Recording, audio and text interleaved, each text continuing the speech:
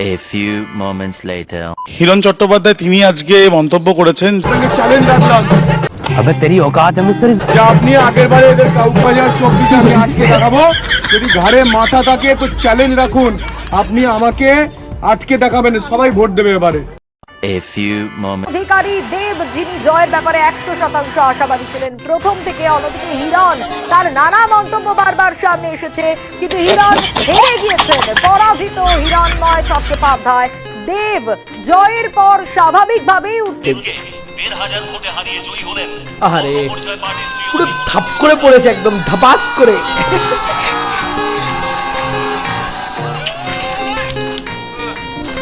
সব শেষ হয়ে গেল গো খোকাটা।